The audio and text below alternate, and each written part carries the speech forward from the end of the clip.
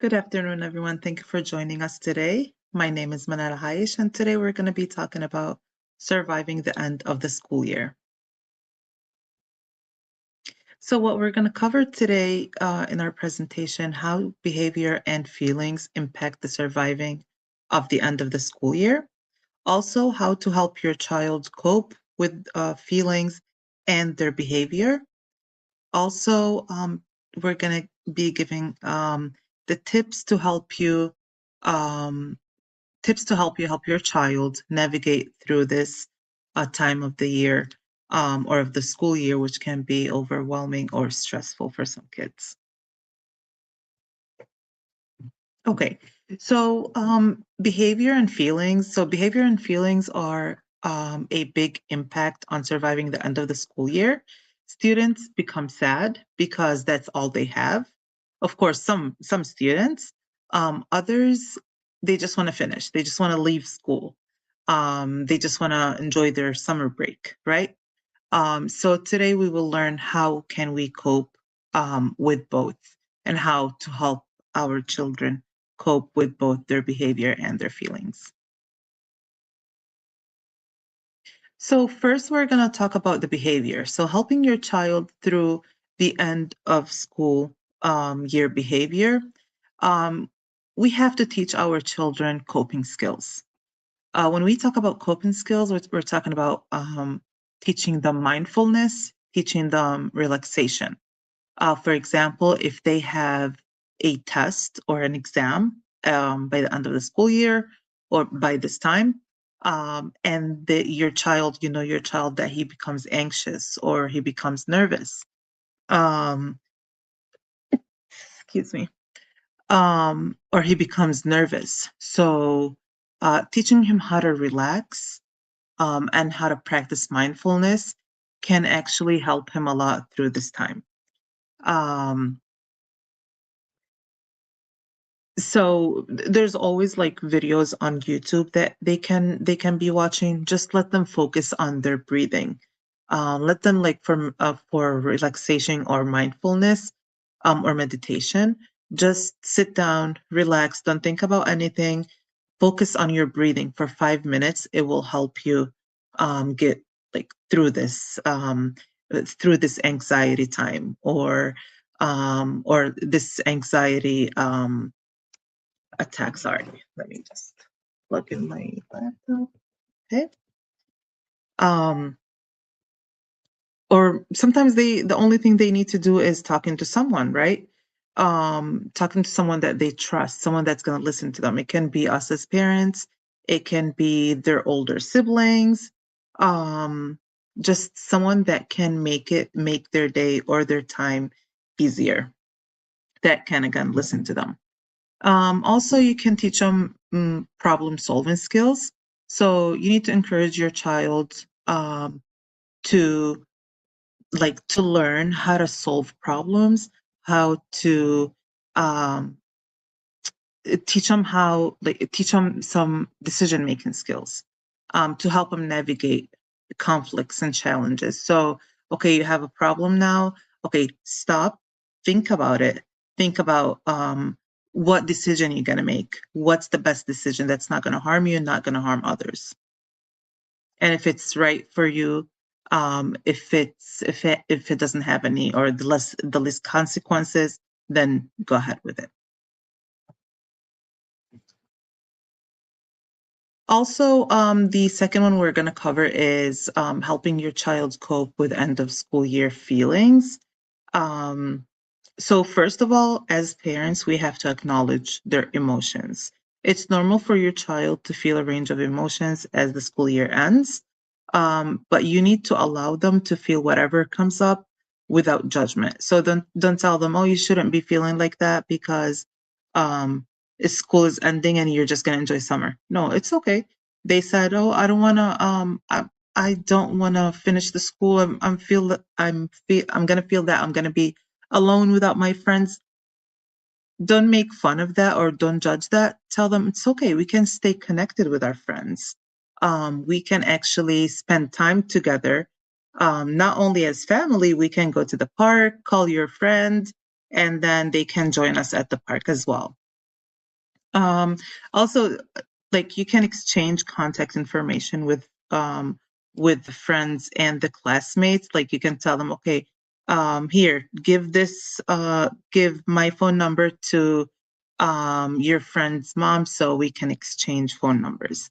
Or or if they have a device or if they have a cell phone, they can exchange numbers as well.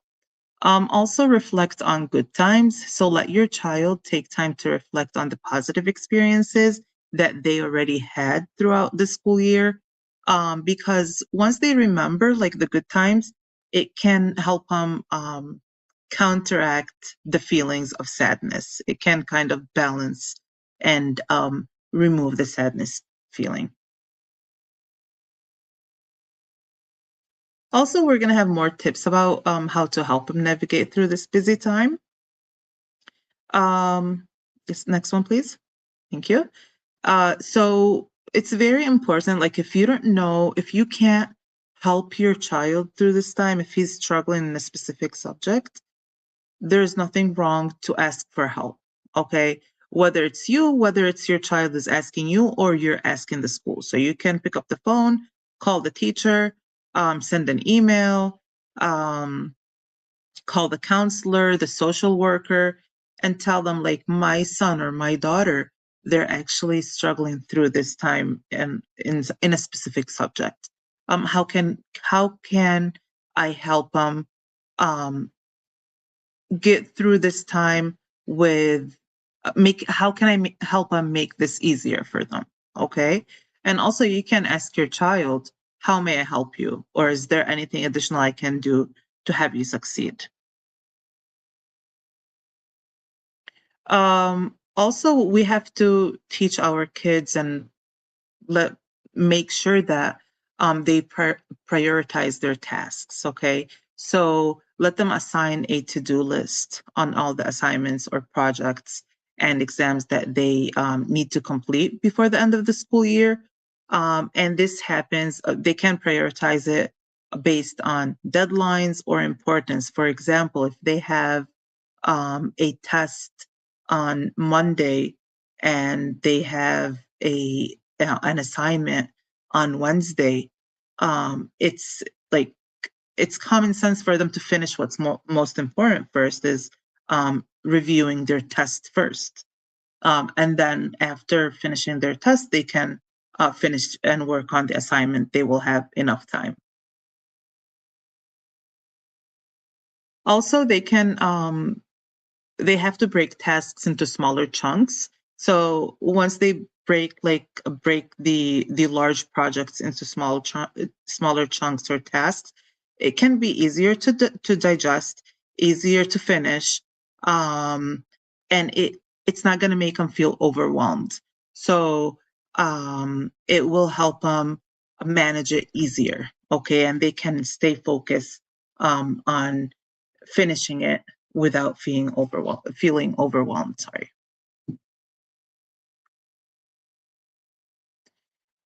Also, we can help them create a study schedule. Okay, so help them allocate specific time for studying and working on assignment each day. Having a schedule can help your child stay organized and ensure that they are dedicating enough time to each subject.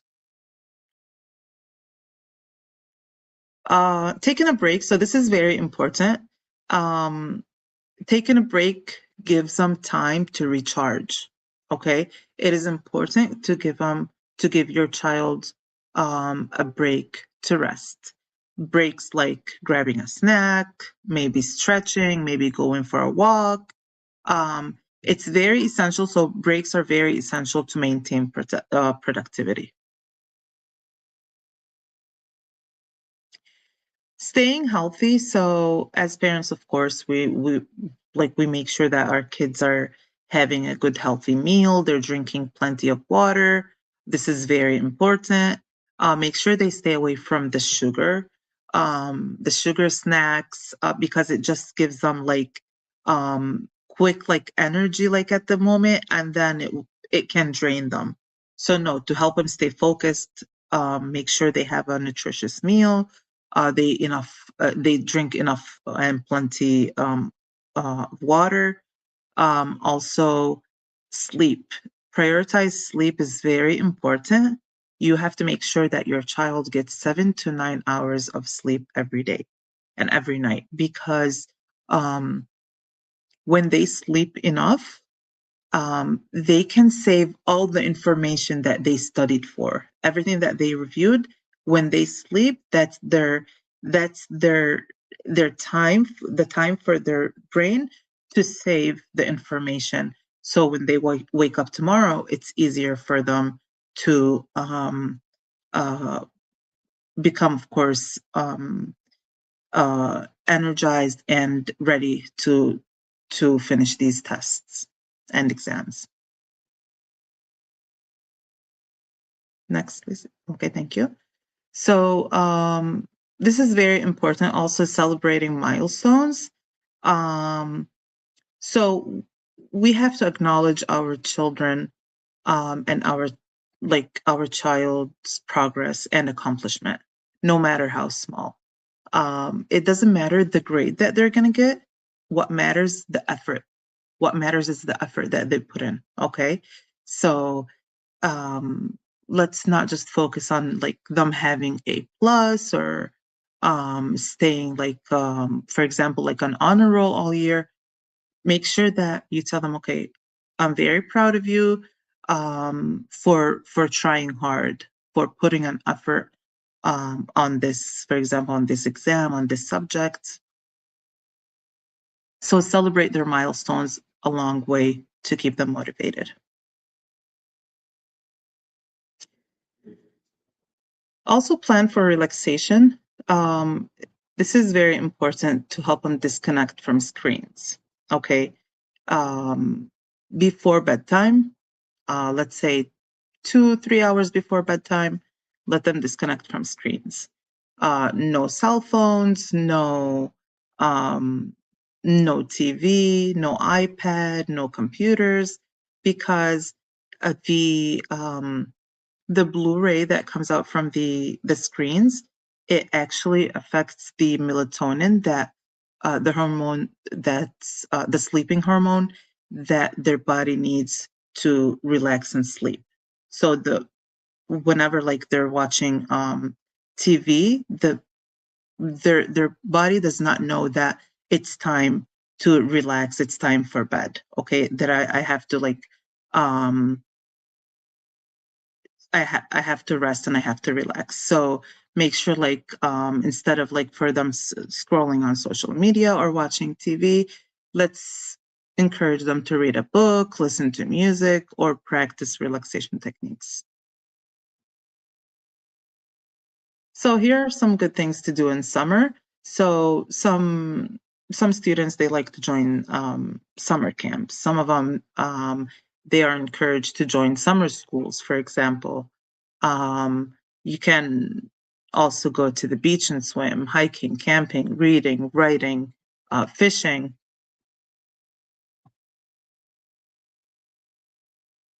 So just you have to remind your child that it's normal to feel stressed or overwhelmed at times. Your child needs to stay organized, remind them to manage their time effectively and take care of themselves.